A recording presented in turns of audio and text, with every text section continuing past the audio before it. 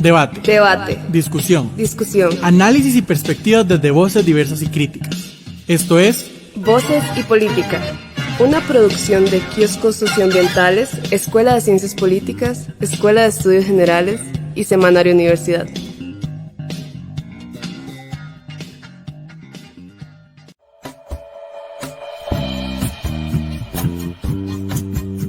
Estás escuchando Movimiento Girasol, una producción de la Escuela de Estudios Generales de la UCR. Aquí estamos con vos, como cada primer miércoles de mes, en un espacio del estudiantado de la sección de Sociología de la Escuela de Estudios Generales. Quédate acá y sentí el Movimiento Girasol.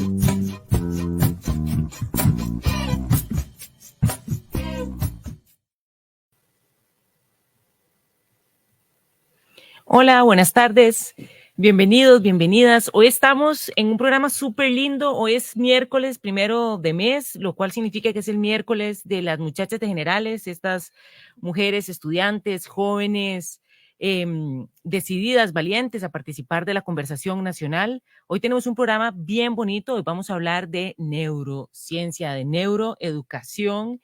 Tenemos la posibilidad de conversar con una doctora en el tema, una académica invitada de la Universidad de Barcelona que ahora les voy a presentar.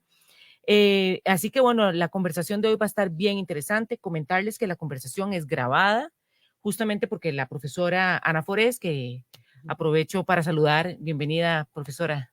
Muy halagada de poder estar aquí con vosotros. Muchas gracias. Ella es directora de la Cátedra de Neuroeducación de la Universidad de Barcelona.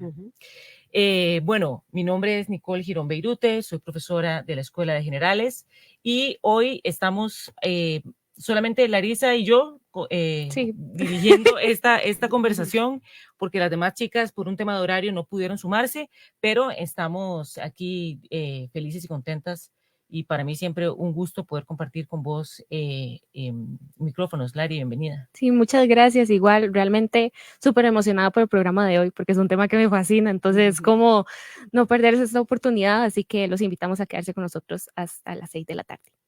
Gracias. Bueno, también tenemos en la mesa de este programa de Voces y Política, que es un esfuerzo interdisciplinario, como es nuestra universidad, ¿verdad? Interdisciplinaria. Es un esfuerzo entre la Escuela de Estudios Generales, la Escuela de Ciencias Políticas, el programa institucional Kioscos Socioambientales y el semanario Universidad. También en esta mesa, entonces, hoy nos van a acompañar dos profesores de la Escuela de Estudios Generales que le han seguido la pista al tema. Primero vamos a presentar a don Randall Jiménez, que es justamente quien hizo toda la logística para poder invitar a la profesora Ana Forés. Él es el coordinador de la sección de Filosofía y Pensamiento de nuestra escuela. Bienvenido, profesor Randall. Muchas gracias por estar acá. Encantado, es un placer estar acá. Y la profesora Gina Torres, que también es parte de la sección de Comunicación y Lenguaje, que le ha seguido la pista al trabajo de la profesora Forés. Hola, profesora, bienvenida. Hola, mucho gusto, y desde el día 1 que nos vimos es un honor cada minuto que tenemos de conversación, así que este ratito que tenemos pues será maravilloso, estoy segura. Bueno, pues entonces sí, como les decía, tenemos la posibilidad de conversar. Como ya les comenté, es un programa grabado que estamos grabando martes para presentar el primer miércoles de septiembre. Entonces, bueno, le voy a dar la oportunidad a Larisa de empezar la conversación. Y bueno, Lari, como dirían, el escenario es tuyo. Bueno, muchas gracias. Ya que vamos a hablar de neuroeducación, neurociencias, creo que tenemos que empezar con la pregunta más obvia. ¿Qué es la neurociencia? ¿Cómo podrías explicarnos esto? Claro, la neurociencia estudia justamente todo el funcionamiento del cerebro. Y cuando hablamos ya de neuroeducación, es cómo aplicarlo, todos esos conocimientos, al ámbito educativo. Qué interesante, porque normalmente uno piensa que hay cosas como que están en partes, como las ponemos todas en cajitas. Normalmente no hacemos esa relación entre todo el sistema neuronal y nuestra parte de aprendizaje. Normalmente siempre lo trabajamos por aparte. Pero qué tema más, o sea, me impacta y me encanta. Y tras de todo esto, hacerle la pregunta al profe Randall, que por qué la Escuela de Humanidades estaban interesados en el tema para traer a la doctora a compartir con nosotros en la universidad. Claro, vamos a ver. A Ana le cursamos, esta es la tercera invitación que le cursamos a Ana desde el 2019. Es una prueba de resiliencia. Sí, es una prueba de resiliencia. Y siempre ha dicho que sí. Entonces, en el 2019, a 2 semanas de aterrizar, pues hubo un asunto de salud que le impidió venir. Luego, eso fue en agosto del 19. En marzo del 20, faltando una semana, cierran las fronteras en todo el mundo. Costa Rica no fue la excepción y evidentemente no pudo llegar. Y el año pasado empezamos otra vez a comunicarnos, o siempre nos hemos estado comunicando. Entonces Ana me escribe, ¿lo hacemos posible? Digo, por supuesto que lo hacemos posible. Entonces, desde la escuela y a través de nuestro señor director, el magíster Jairo Núñez, pues con todo el apoyo se cursa la invitación, y en la escuela venimos trabajando todo lo que es trabajo colaborativo, el trabajo intercátedras, y específicamente de la sección de filosofía y pensamiento estamos en un proceso de repensar los programas o las propuestas programáticas. Entonces, todo lo que tiene que ver con educación, inteligencia artificial, neuroeducación, resiliencia, son temas que se comunican, son temas que dialogan. Entonces, la posibilidad de que Ana nos acompañe, que nos dé unas guías, y vamos a ver, en el proceso en el que estamos como escuela de recibir profesores y profesoras nuevas, estamos en un proceso de recambio generacional muy importante en la escuela, donde en los últimos 5 años se han jubilado un 45% de nuestros profesores y profesoras. Entonces, nos pareció muy pertinente el poder dialogar sobre este tema en particular, y qué mejor que con la doctora Ana Fres. Sí, claro.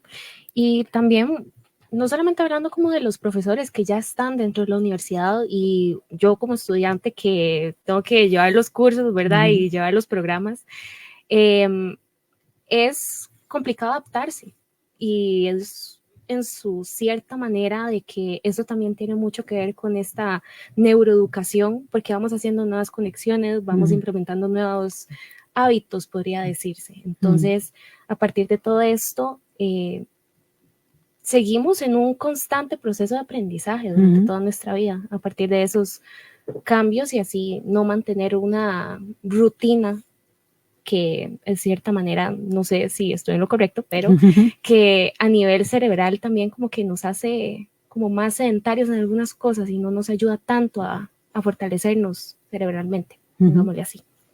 Entonces, de acá quería también salir con otra pregunta, porque dentro de lo que logré ver de su participación acá en la universidad, se hablaba de la resiliencia. Entonces, ¿cómo podemos involucrar esto con el tema de la neuroeducación? Mira, justo antes de la pandemia escribimos este libro que se llama Los patitos feos y los cisnes negros, y es ese puente entre resiliencia y neurociencia, ¿no? Y entonces lo que vimos es que hay muchas cosas que convergen en los dos constructos, ¿no? Por ejemplo, ¿no? Toda la importancia que le damos a las emociones, ¿no? Que las emociones habían estado como bastante desterradas del ámbito educativo, ¿no? Y que ahora le estamos dando el poder que tiene como fuente de aprendizaje, ¿no? ¿Qué incidencia tiene eso en el aprendizaje? Por ejemplo, otras cosas que son muy importantes es todo el tema del estrés en concreto, ¿no? Que desde la resiliencia se trabaja mucho y desde la neurociencia también. Todo el tema del apego seguro, ¿no? De esos primeros 3 años de vida, como, ¿no? Esos primeros 1000 días, como elemento clave para el desarrollo después del niño o de la niña. ¿Sí? Todo el tema, pues, de las funciones ejecutivas, ¿no? Todo el tema de la plasticidad cerebral. La plasticidad cerebral en el sentido de que muchas personas muchas veces tenemos una mentalidad fija, ¿no? Y nos creemos que somos así y no damos margen a poder crecer, ¿no? Entonces, de una mentalidad fija tendríamos que pasar a una mentalidad de crecimiento. Y una mentalidad de crecimiento significa el todavía no. O sea, no es lo mismo que a un niño le digas no sirves para las matemáticas, a una niña, a que digas todavía no. Todavía no significa que tengo un margen para seguir aprendiendo, lo que tú decías. Entonces, sabemos de esa plasticidad cerebral y sabemos de ese potencial para seguir aprendiendo a pesar de las circunstancias. No sé, me gustaría como hacer un paso para atrás. Sí. En el sentido primero de como entendernos cuando hablamos de resiliencia, ¿de qué estamos hablando? Vale. Mira, la resiliencia como constructo muchas veces se entiende como esa capacidad que tenemos las personas. Hay autores que hablarán también de la resiliencia de los animales o de la naturaleza. Delante de una adversidad salir fortalecido, transformado. ¿Vale? Entonces no es resistir, sino que es transformar. Si nos quedamos igual, no. Claro, muchas veces cuando se estudia la resiliencia se estudiaba, sobre todo los ingenieros, ¿no? Lo estudiaban con los materiales. Se decían, ¿qué es la resiliencia? Pues es la capacidad que tú tienes, pues, de coger un material, doblarlo, ¿no? Y después volver a su estado original, ¿no? O en la osteopatía, ¿no? Es decir, cuando un hueso se rompe, pues esa capacidad de volver, ¿no?, a su estado original.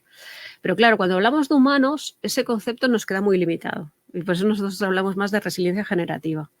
Porque si yo he sido violada, yo no vuelvo al estado original. ¿Vale? Entonces, volver al estado original queda muy, muy escueto para la complejidad humana. Entonces, sí que hablamos de poder de transformación, pero no de volver a un estado original. No es una cuestión de volver.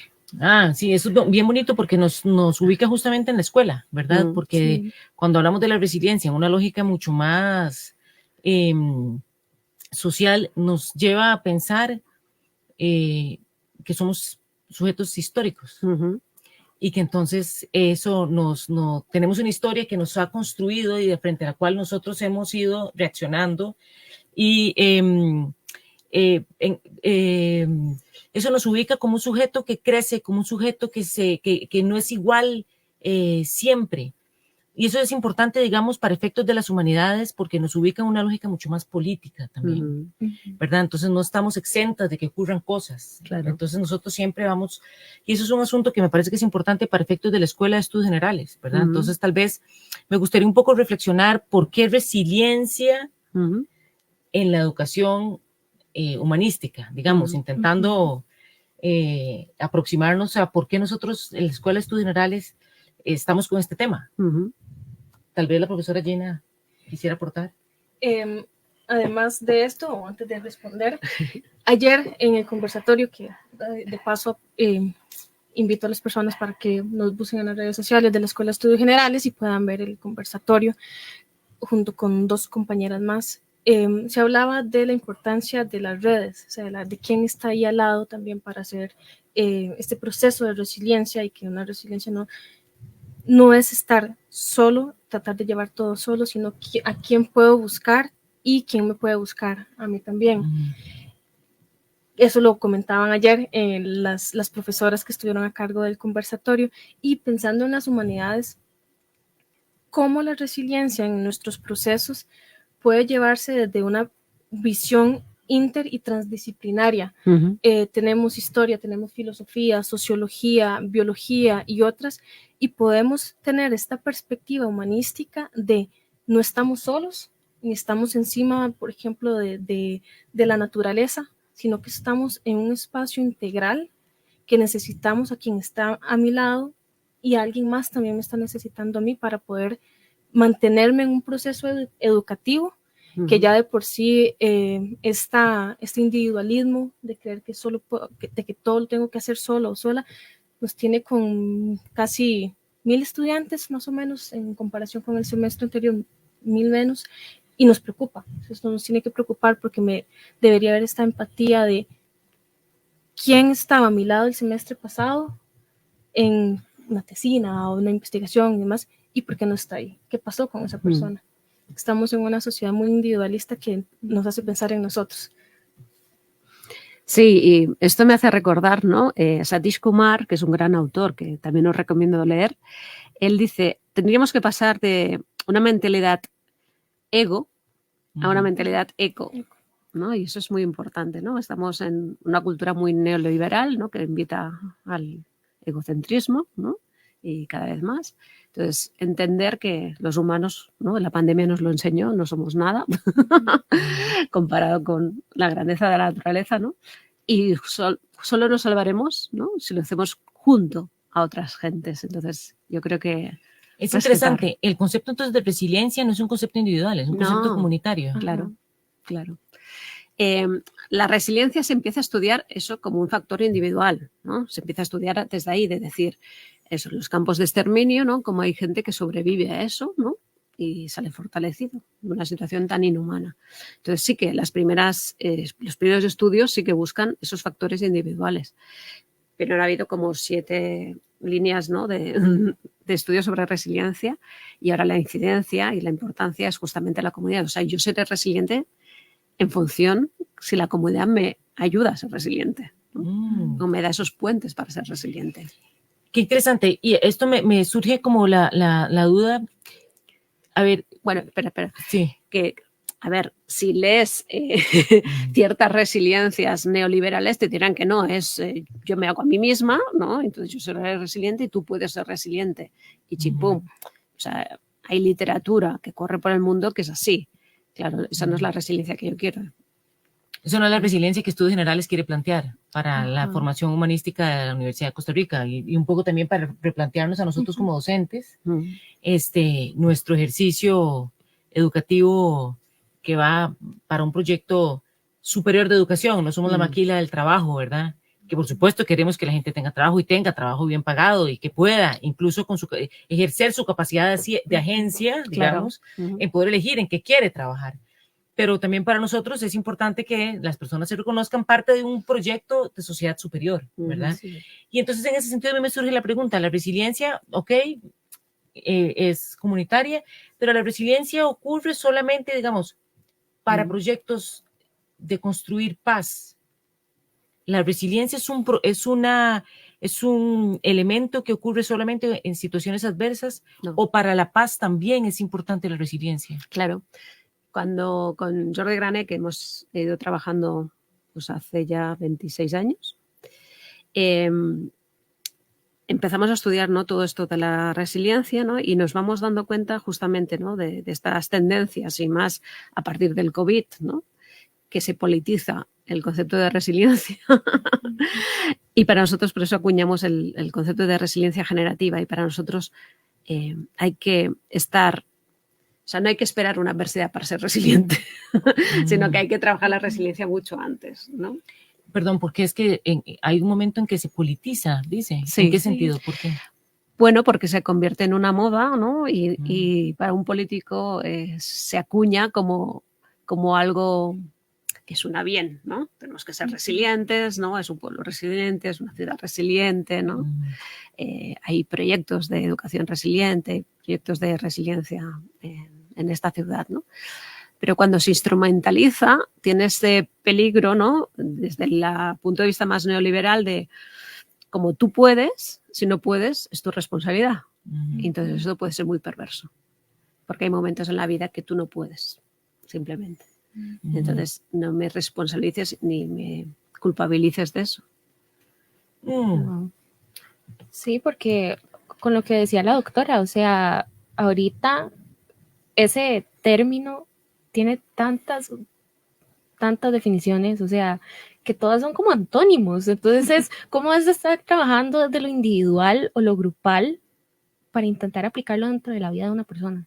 ¿Verdad? Porque lo mismo podemos meter en la política. O sea, la política en este último tiempo siento yo que ha tendido a ser muy egocentrista, como de qué ganancias puedo sacar yo a partir de mi candidatura o de que yo haya quedado electa, ¿verdad? Pero perdemos esa noción de que se supone que estamos ayudando al país, estamos ayudando a una comunidad, al ser humano que es social, que eso la pandemia nos lo dejó clarísimo, que ocupábamos seguir en contacto con gente. Entonces volvemos a esta cuestión de que veo cuando se empiezan a usar los términos de una manera errónea, diría yo, pero también que se manipulan tanto y tanto y tanto que se van degenerando, y entonces al final ya no sabemos cómo expresarnos, cómo lidiar con ciertas cosas, ¿verdad? Y es muy, muy difícil. A mí me parece que esto que está planteando Larissa es importante también para efectos de vincular un poco, bueno, empezamos con la idea de neuroeducación y ahora estamos con el tema de resiliencia, ¿verdad? ¿En qué momento? ¿En qué momento, verdad, llegamos a donde estamos? Pero también aquí Larissa señala un asunto que me parece que es importante, es el poder de nombrar.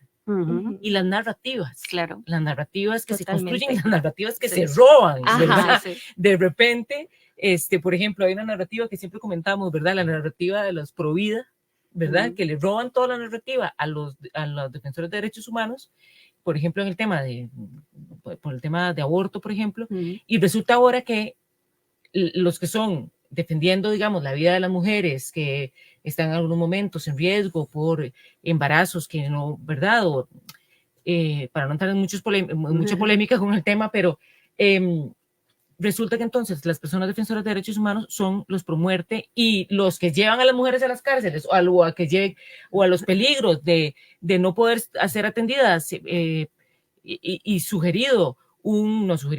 ejecutado un homicidio, ¿verdad? Que las lleva a la cárcel, ¿verdad? Como en El Salvador, por ejemplo, ellos son los pro vida. Ese robo de narrativas, ¿qué implicaciones tiene, digamos, no el robo de narrativas, digamos, lo pongo en el caso extremo de la manipulación del concepto de resiliencia y de otras narrativas que se han robado, pero las narrativas y la neuroeducación, ¿qué impacto tiene esto para efectos, digamos, siempre pensando en la educación superior, digamos que es nuestro espacio en este momento de incidencia? Claro, por eso insistíamos, ¿no? Del poder de las funciones ejecutivas. Las funciones ejecutivas es lo último que se desarrolla en el cerebro es la parte prefrontal, la parte de delante de la cabeza, para entendernos, porque no nos están viendo y estoy diciendo así, no me están viendo. Que son las que nos ayudan pues, a tomar buenas decisiones, a saber planificar, ¿no? Entonces, si yo no soy una persona crítica, si no tengo ese saber, es mucho más fácil que me roben una narración, ¿no?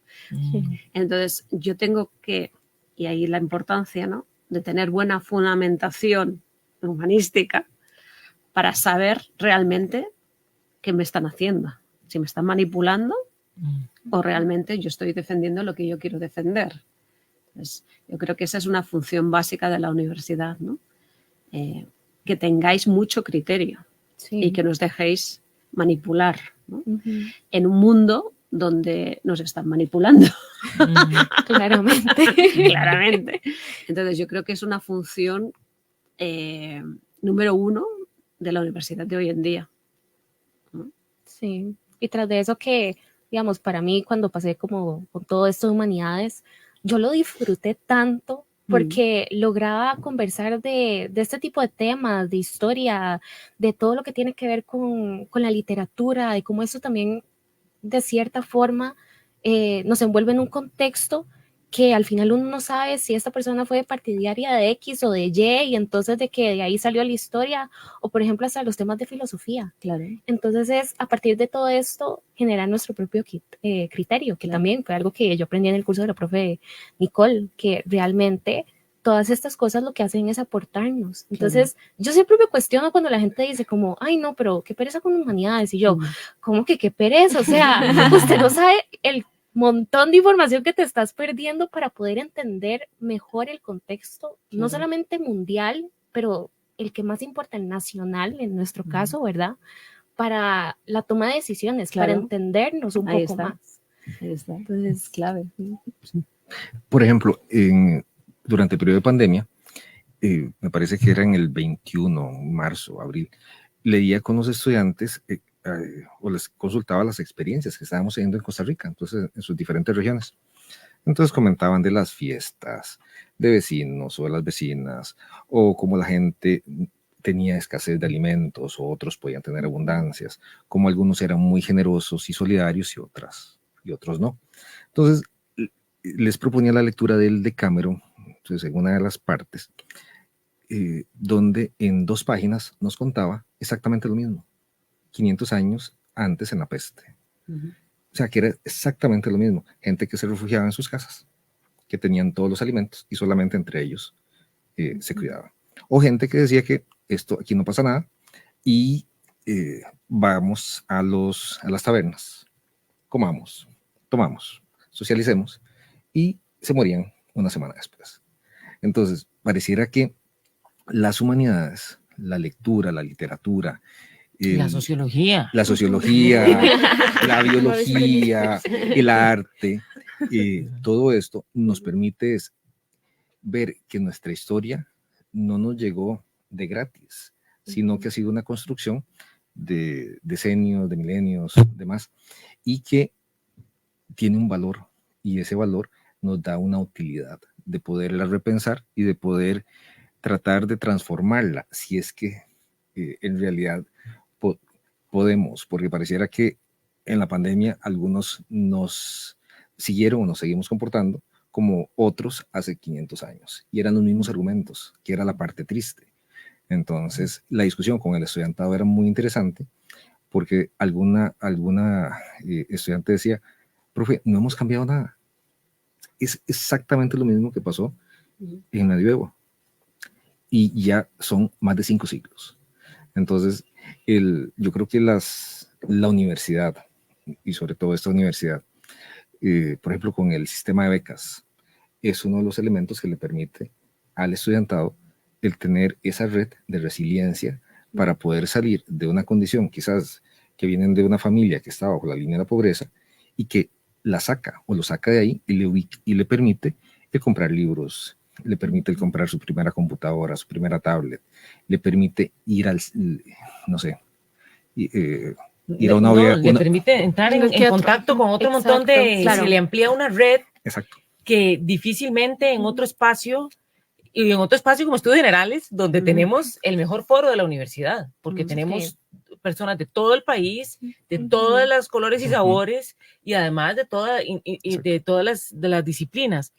A partir de lo que ustedes están planteando, me surgen 2 comentarios. Uno es, claro, podrían pensar que somos los mismos porque tenemos la misma estructura de la racionalidad moderna del siglo XV a la fecha, ¿verdad? Entonces, claro, es la gran oportunidad también de, desde otros espacios donde nos podamos generar nuevas preguntas, desde otros espacios educativos que nos permitan empezar a plantear nuevas conversaciones, ¿verdad? A propósito de nuevas narrativas, eventualmente. Sí.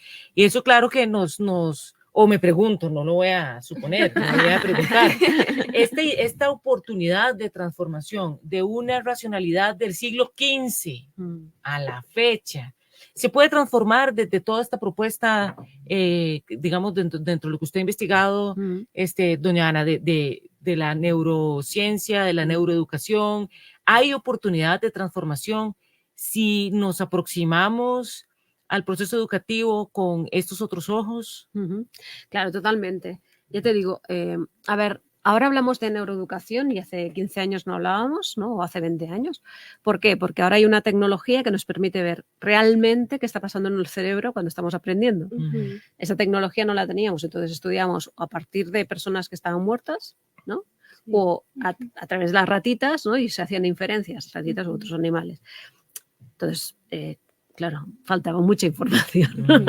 ¿Ahora qué estamos viendo? Pues ahora estamos viendo realmente qué está pasando en nuestro cerebro, ¿no? Con diferentes tecnologías cuando estamos aprendiendo. Entonces tenemos ahí mucha información, ¿no?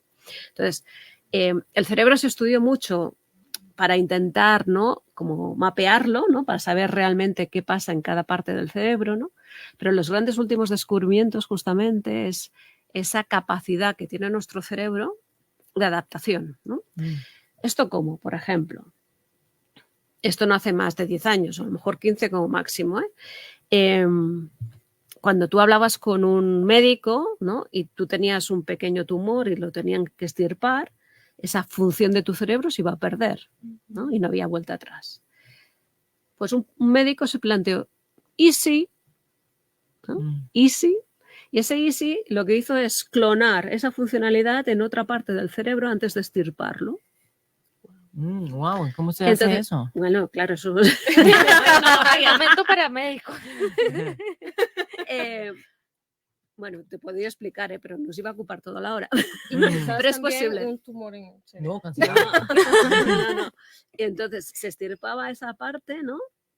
Y no se perdía esa función. Y eso se está haciendo hoy en día. No se puede hacer siempre, ¿no? Ni con todos, porque ha de ser en una parte del cerebro en concreto o en diferentes partes del cerebro en concreto, y que el tumor, si fuera un tumor, que no estuviera muy desarrollado. Evidentemente, si ha hecho metástasis ya no hay nada que hacer. Pero eso es posible cuando todo el mundo decía que era imposible, ¿no? O sea, que muchas veces es el easy. Easy, ¿no?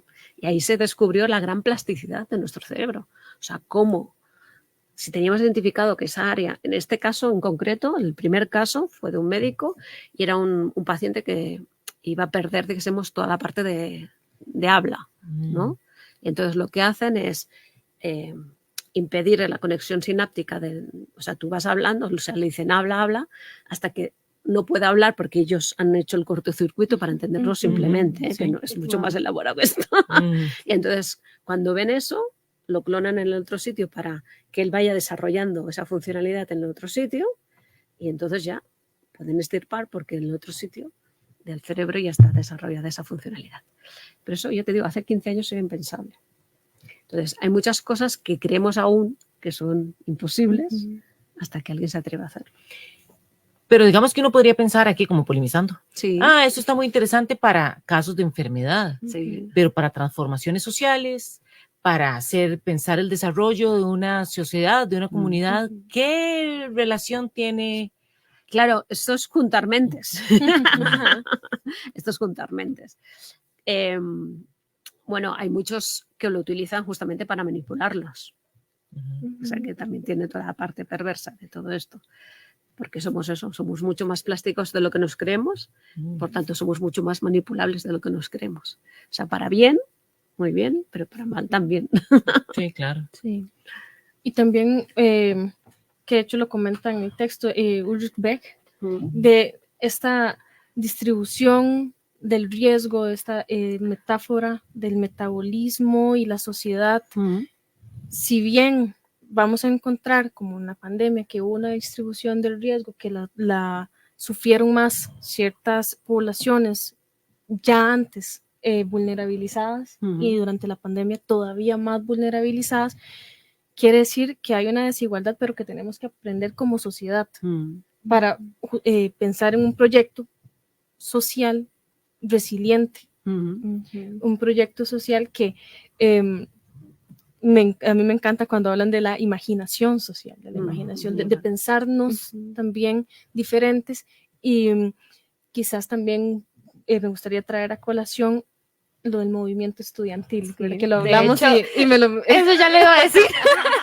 Porque justamente, y más bien gracias, profe, porque todo esto nos lleva otra vez a lo que estamos hablando hace un rato de individual colectivo. Ok, entendimos que era colectivo, pero también volvemos a lo del tema de la manipulación. Y eso se desarrolla un montón dentro del ámbito político, que esa es otra de las preguntas que tenía. O sea, podríamos considerar la resiliencia como un acto político. Debería ser. Ok, entonces... ¿En qué sentido? ¿Qué significa que la resiliencia sea un acto político? Sí, entremos, profundicemos. Yo no soy política, yo no soy política. En el sentido de apropiarnos de ese poder que tenemos las personas para ser resilientes, ¿no? Y de ese poder es gracias a los otros, o con los otros, o con las otras, vaya. En ese sentido, de hacer política, no de un partido, o de otro partido. Claro, totalmente. ni de que alguien se lo coja como insignia, ¿no? Y los unos sí, los otros no, eso tampoco. Perdón, nada más antes de que Larissa profundice en el tema del movimiento político y del movimiento estudiantil. Hace un rato se planteó un elemento que me parece que es interesante, que es el tema de los cuidados, ¿verdad? Que sí, cómo nos cuidábamos en pandemia y qué relación hay entre cuidados y resiliencia. Bueno, Marina Garcés, que es una gran filósofa, ¿no? Dice eso, que es la nueva revolución es cuidarse. La nueva revolución es cuidarse. Me encanta, sí, el paradigma de los cuidados. Muy bien. Entonces, cuidar al otro significa que el otro me importa. ¿Vale? Entonces es todo el tema de la alteridad, ¿no? De que yo sola, si una neurona sola se muere. Entonces, yo sin los demás, no es que me moriría, pero lo tengo más difícil para sobrevivir, ¿no? Entonces, yo tengo que cuidar a los demás, pero también me tengo que cuidar a mí misma, ¿no? Ujú. Porque si yo no me cuido a mí misma, tampoco estoy en condiciones de cuidar a los demás. Entonces, Sí. tomar conciencia, ¿no?, de que yo tengo una responsabilidad conmigo misma, pero para conmigo misma y los demás, ¿no? Y eso implica ese cuidado. Por eso es que puede ser un acto de paz. O sea, por eso Sí, tiene que claro. ocurrir Ajá. también para... A ver, la paz es una decisión. Sí, Las sociedades deciden si Sí, quieren sí, ser sí. pacíficas o no. correcto. Y entonces eventualmente puede, ahí es donde está el truco. Ujú. ¿Cuánto deseamos, digamos, la oportunidad, tal Sí, vez? sí, sí, ¿Cuánto la oportunidad. deseamos cuidarnos en términos de cuánto considere yo al otro? Ajá. Claro, Como Exacto. un legítimo otro para la convivencia conmigo. eso es Ajá. Maturana. Exacto. Exacto. Muy bien. Pasé la prueba. Pasó la prueba, sí. Y no me habían dado las preguntas. Que la prueben. Entonces, claro, esta es la gran apuesta de la biología del amor, Ajá. que se vincula muy bien con la propuesta de humanidades de la Universidad de Costa Rica. Si nosotros Ujú. queremos visualizar un proyecto mayor de sociedad que va a pasar por inevitablemente por la universidad, que es el espacio para imaginar. Si no, ¿a dónde vamos a imaginar si no es en la universidad? ¿A dónde vamos a imaginar los ISIS? Ujú. Exactamente. Y que las chicas de los miércoles de Girasol Ujú. lo planteaban muy bien. ¿Por qué el movimiento estudiantil es tan importante para las democracias? Exactamente. Porque es el que tiene la capacidad de hacer la mejor pregunta, porque es el que tiene la capacidad de ver la gran perspectiva, porque no viene a representar a un sector o al otro, es la que dice, puedo verlo todo y tengo el poder, no sé, interior, cívico, no sé cómo llamarlo, para hacer la pregunta incómoda. Ujú. Exacto. El poder de los impotentes. Ahí Qué está. bonito. Muy bien, y elaboro un poquito, no sé si al respecto para profundizar. No, el poder de los impotentes, ¿no? Que de creernos en el poder que tenéis, ¿no? Alfons Cornella, que es un gran innovador en Cataluña, él habla de la rebeldía de los jóvenes, ¿no? Y de que tenemos que creer en vuestro potencial. Y vosotros tenéis que creer en vuestro potencial. Entonces, a mí me pone muy nerviosa este discurso, ¿no?, de fatalidad, ¿no? Es que los jóvenes lo van a tener fatal, es que los jóvenes lo van a tener fatal, ¿no? Es que los jóvenes... Y os lo creéis. Entonces, fatal. Porque neurológicamente no lo plantearon, ¿no? Claro, no. O sea, desde la resiliencia, desde la neurociencia, tú ahí estás dándole.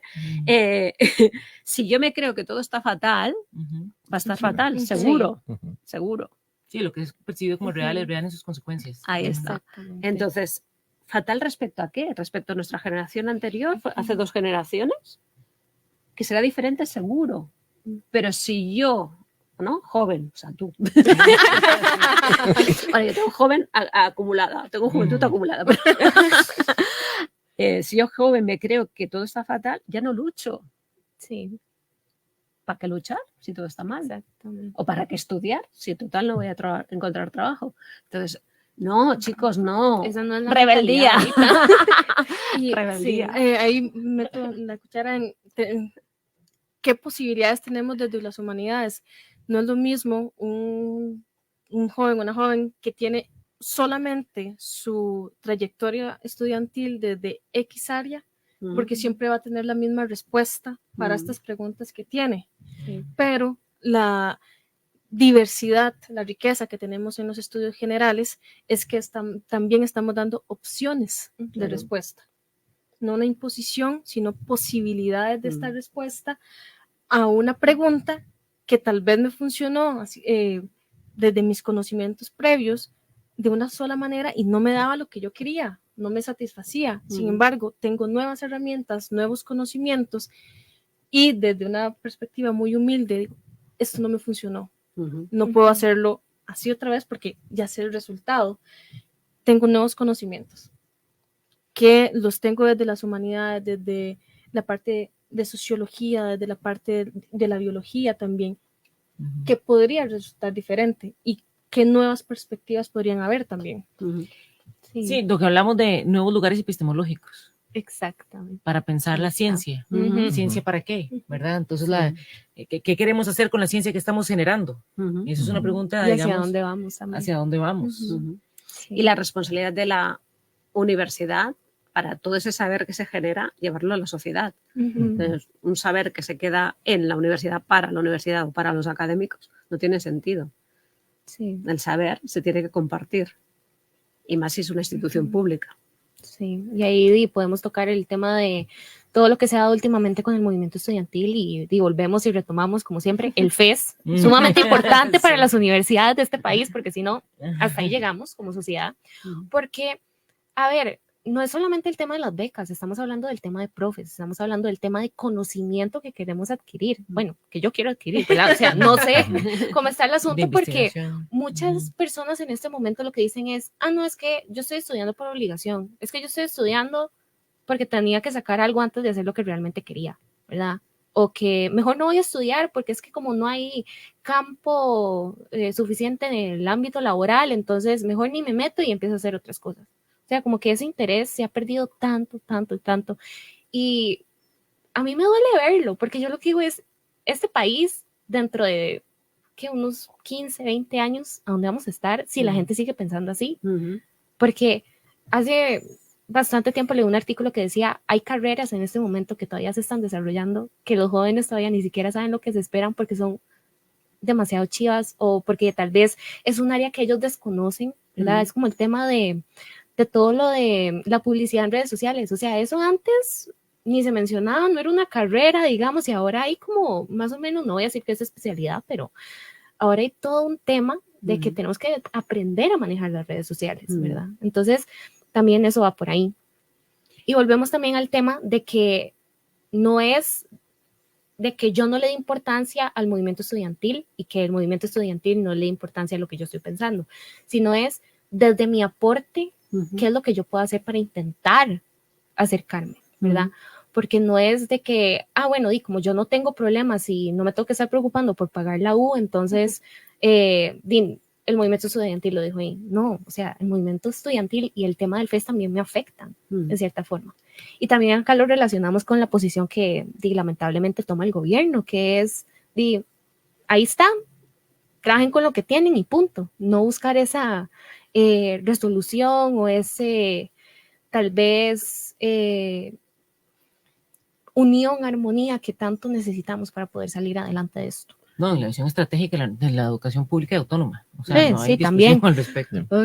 No, que no solamente las becas o el movimiento estudiantil, sino también es en cada territorio donde se encuentran las universidades públicas, y específicamente la Universidad de Costa Rica, es el impacto que tienen los proyectos de investigación, muchas veces más aplicados en comunidades y proyectos de acción social, sobre todo en poblaciones originarias, con adultos y adultas mayores, con jóvenes. En la Escuela de Estudios Generales tenemos un proyecto en el Liceo de Quebraganado, se llama La U en el Cole, donde hemos tenido talleres de habilidades para la vida, donde los muchachos y muchachas de décimo y undécimo se han estado capacitando para desarrollar otro tipo de acercamientos en resoluciones en matemática o en español, o para la vida, para el diálogo. Entonces también el FES no solamente lo han querido ver como un asunto de salario. Sí, lastimosamente se ha prestado para eso. Pero la afectación es a las comunidades, y no es a las comunidades que están acá en San Pedro, es a las comunidades que están en Santa Cruz de Guanacaste, que están en Liberia, que están en Río Claro de Golfito, que están en el Caribe o en Occidente, en diferentes partes. Entonces también creo que al menos nosotros como Escuela de Estudios Generales, el poder contar con la visita de la doctora Forés también nos permite el capacitarnos, el formarnos para poder cuidar mejor a la comunidad que nos ha sido encomendada y a la formación humanística de la cual somos responsables y que se encuentra en el corazón de la UCR, porque estamos recibiendo una población estudiantil que viene de pospandemia, con una brecha ya, con muchos retos y con muchas posibilidades para ir avanzando en convertirse en profesionales, pero no solo profesionales, sino profesionales con conciencia humanista, con pensamiento crítico, que hoy hablaba nuestro señor director en la lección inaugural. Entonces, todo este tipo de capacitaciones, todo este tipo de actividades también nos permite el cuidar mejor al estudiantado con el que compartimos y somos compañeros de viaje en nuestras aulas. También ahí como lo menciona una actora que se llama Victoria Camps, filósofa española también, dice, ¿a qué le damos valor como sociedad? Ella habla de emociones, entonces, el valor de la emoción tal, pero el valor o los valores es aquello que define la sociedad como lo que considera importante, lo que considera que hay que cuidar también. El valor de la universidad no está dado únicamente por un producir para una empresa. Sabemos que necesitamos, por supuesto, graduar gente, definitivamente, pero ¿qué tipo de persona? No es graduar cientos de personas porque no somos una maquila de profesionales, sino es graduar, formar estudiantes y personas que además van a salir y van a impactar directa o indirectamente a sus comunidades, a sus familias, ya sea por proyectos de acción social, por trabajo comunal universitario, por conversación con la familia, por el ejercicio ético de su profesión. El valor que le estamos dando al estudiante en nuestro centro, como en la Escuela de Estudios Generales, y por eso también está la profesora Ana Flores acá, es que necesitamos hacer un cambio también, pero ¿desde qué línea? Si no tenemos una ruta de educación nacional, que sí la tengamos en la Escuela de Estudios Generales. Sí. Y en ese sentido a mí me gustaría, porque ya ahorita se nos está empezando a acabar el tiempo, pero dentro de todas estas discusiones que estamos levantando al interno de la Escuela de Estudios Generales, también es un poco como visualizar la clase, digamos, como ese espacio de construcción de aprendizaje, ¿verdad? No es un espacio de enseñanza, no es yo la docente que sé, la poderosa, y usted, el estudiante vasija que le toca, ¿verdad? Le conquisto su mente, ¿verdad? Y esto es un poco romper, simplemente, digamos, romper con la educación bancaria y seguir con la propuesta de la educación dialógica de Super Freire, ¿verdad? Sí. Que Sí. hay que decirlo. Ajá. Y entonces mención honorífica. Y entonces hay una cosa que me interesaría rescatar de lo que propone Gina, es cómo, y aquí la pregunta para doña Ara, cómo pensar el aula como un espacio, sí, de aprendizaje, donde voy a incluir temas de valores y emociones, por ejemplo, la esperanza, de frente al discurso fatalista que nos ha despotenciado políticamente y que ha despotenciado políticamente al movimiento estudiantil en el marco de un proyecto neoliberal que lo está individualizando, ¿verdad? Sí. Entonces, claro, lo que le toca es súdese la camiseta por su lado, ¿verdad? En lugar de empezar a pensar cómo podemos volver a repensarnos como comunidad. Entonces, el aula, ¿qué tiene que tener? ¿Cómo lo debemos de visualizar? ¿Cómo podemos hacer que desde el aula de humanidades, sin que caiga en un discurso ideológico o que alguna persona pueda visualizar como manipulador, no es un espacio de adoctrinamiento, es todo lo contrario, el plan es que sea un espacio de total libertad. ¿Cómo podemos pensar, cómo podemos utilizar este concepto de esperanza, de valor, un poco llevarlo a esperanza, resiliencia, comunidad, cuidado? ¿Cómo es esa línea? ¿De qué se trata? Una palabra, confianza. Ya te lo argumento desde la neuroeducación. Sí, desde la neuroeducación. Desde la neuroeducación. Sí. Mañana lo veremos, John Hattie hace metaanálisis. Metaanálisis significa que estudia los estudios que se hacen, ¿no? Entonces, claro, si no se hacen estudios de no sé qué, eso no va a salir en el metaanálisis, ¿no? Entonces, él analiza los estudios que se hacen. Entonces, saca siempre como un ranking de cuáles son aquellos elementos que más impactan en el aprendizaje, ¿no? Entonces, partiendo de la premisa que aprender es fácil para nuestro cerebro, entonces, por poco que hagamos, los profes tendrían que estar aprendiendo. Okay. O sea, tenemos un trabajo que, en teoría, tenía que ser favorable o fácil. Entonces, hay toda una serie de elementos que siempre están ahí, ¿no? Ahora os lo voy a decir, mañana no chivéis, porque si no se va a carecer la dinámica. Uno de los que siempre está presente en el número 1, número 2 o número 3, depende de los estudios que se hacen, es lo que ya sabíamos del efecto Pigmalión. O sea, si yo, maestra, creo en mis estudiantes salen adelante. Eso es la confianza. Yo tengo que confiar en el potencial de mi estudiante. Si yo confío en ellos, ellos responden a esa confianza. Si yo, maestra, pienso que este estudiante no va a salir, no puede pensar, no es capaz de, tranquila, que no será capaz de. Por tanto, yo creo que la clave es la confianza. ¿Cómo tejemos la confianza? Yo, maestra, en mis estudiantes y ellos en ellos mismos. Sí, claro. Ellos en ellos mismos. Sí, porque no los podemos sustituir en el movimiento estudiantil. Es decir, los estudiantes son insustituibles. Claro. Sí. Para crear esperanza. Entonces, digamos, en esa línea de, ok, creo en el movimiento estudiantil en mi aula académica. Sí. Bueno, no es mi aula, es el aula, nuestra aula.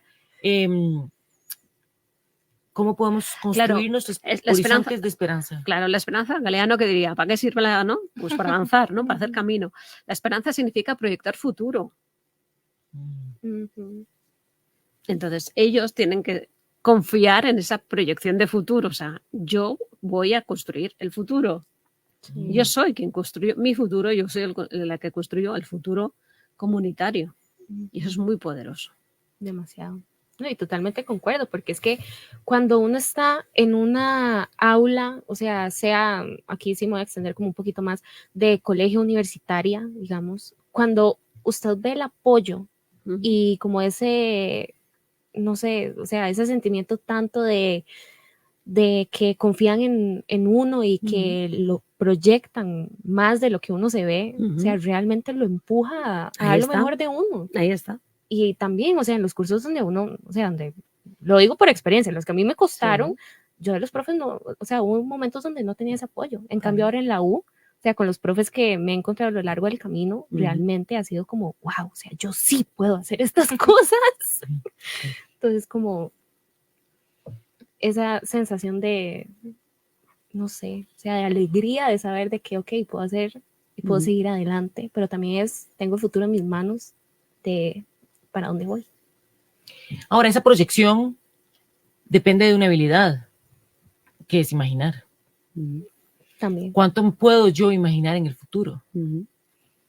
La neurociencia, la neuroeducación, ¿tiene algo que ver con esa Claro. motivación de la imaginación? Claro. La imaginación es muy poderosa. En sí, el cerebro no distingue entre la simulación y la realidad. Cierto. O sea, que sería otro capítulo. Pero es lo que decíamos, ¿no? Las funciones ejecutivas que son claves para proyectar y para tomar decisiones. Pero entonces, esta idea de que el cerebro no sabe qué es cierto y qué es mentira, solamente esto ya sería otro tema. Otra hora tenemos ahí. Porque sí me parece que es importante poder entender cómo podemos... No, pero es el poder de la simulación, es el poder del teatro, ¿no? Es el poder de la simulación que es muy poderosa. Bueno, que en general también damos teatro. Y también como oportunidad de crear una historia o de recrear incluso la historia para creer. En el texto de Los patitos feos, los feos y los cisnes negros, habla de la determinación y además de un proyecto.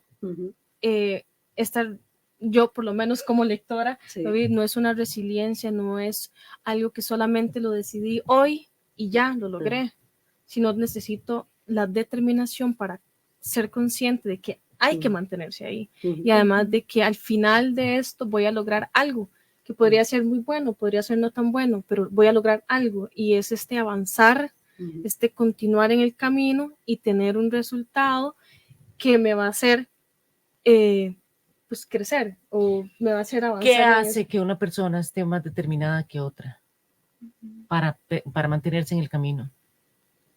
Ahí está Víctor Frank, sería el sentido de la vida, sí, o sea, el sentido, el propósito que tú tengas. Y eso es otra cosa que eventualmente se puede trabajar en comunidad, el propósito de vida. Bueno, el propósito de la comunidad, el propósito de la UCR, el propósito de Costa Rica, el propósito de humanidad, el propósito... Bueno, eso es un asunto que es interesante, ¿verdad? Porque nos permite pensar que en el centro de nuestra reflexión va a estar la vida, ¿verdad? Es que cuando nosotros hicimos el primer congreso de resiliencia y teníamos los máximos referentes, al final dijimos, vale, todas estas definiciones sí, ¿no? Pero, ¿qué es la resiliencia? Dijeron, es un sí a la vida.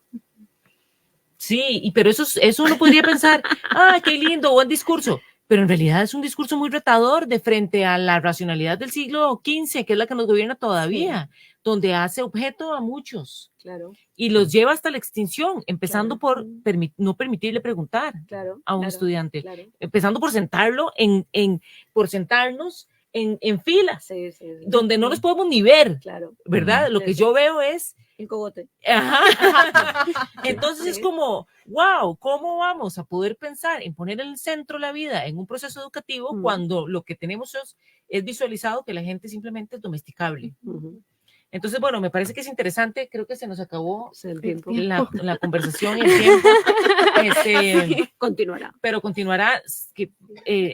Queremos comentarle a quienes nos están escuchando que a lo interno de la Escuela de Estudios Generales nos estamos planteando preguntas para renovarnos, y no nos estamos planteando preguntas nosotros de manera aislada, estamos intentando conversar con otros académicos de otras latitudes, queremos conversar también con estudiantes, entonces no, es una conversación que está haciéndose permanente a lo interno de Estudios Generales, intentando encontrar cómo poder cada vez hacer un aporte mayor, más sustantivo y más claro para lo que es una Costa Rica que podemos imaginar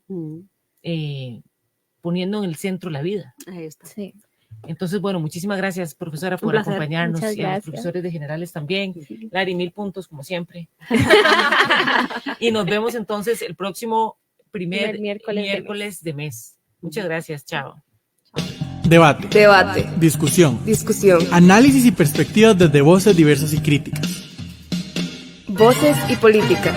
Una producción de Kioscos Socioambientales, Escuela de Ciencias Políticas, Escuela de Estudios Generales y Semanario Universidad. Escúchenos todos los miércoles a las 5 de la tarde aquí en Radio Universidad.